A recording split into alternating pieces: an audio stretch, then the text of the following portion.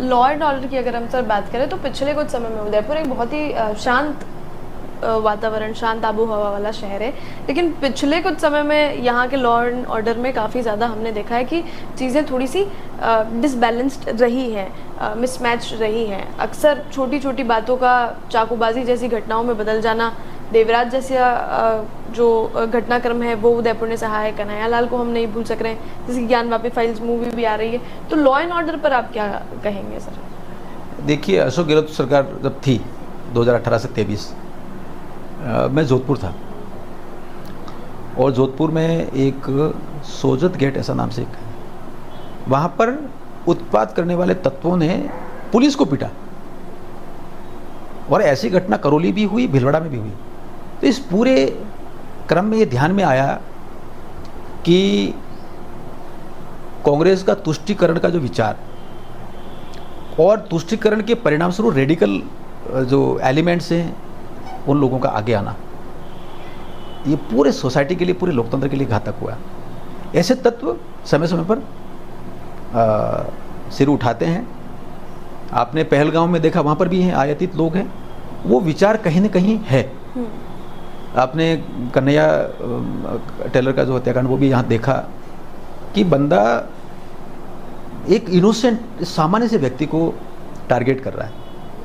यही देवराज के प्रकरण में भी देखा। तो मुझे लगता है ये मजहब नहीं सिखाता आपस में बैर रखना, मुझे लगता है इस पर विचार करना पड़ेगा। और कुछ लोग हैं, रेडिकल लोग हैं, उनको पहचान तो करनी पड़ेगी और सख्ती से कार्रवाई होनी चाहिए।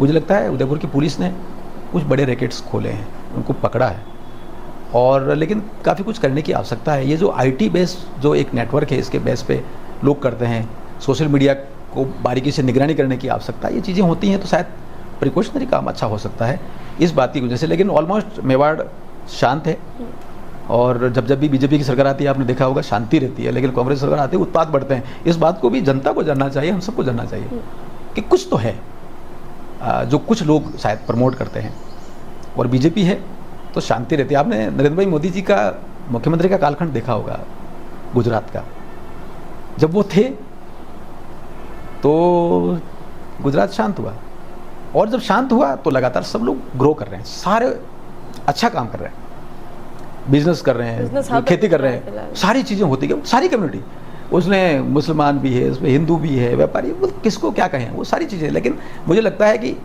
बीजेपी की आवश्यकता हर राज्य में है, तो उनके होते हुए शांति रहती है। तो शांति रहती है तो विकास की पहली आवश्यकता है। मुझे लगता है ये बहुत ज़रूरी में से एक है, और कांग्रेस को तो टाटा बाय बाय करना चाहिए, तो क्योंकि वो आते हैं तो उत्पात खड़े होते हैं, और कहीं ना कहीं उत्पात करने वालों में उनके कहीं ना कहीं कनेक्शंस होते हैं। ये बात को ध्यान में रखना चाहिए, जनता जनार्दन को भी ध्यान रखना चाहिए।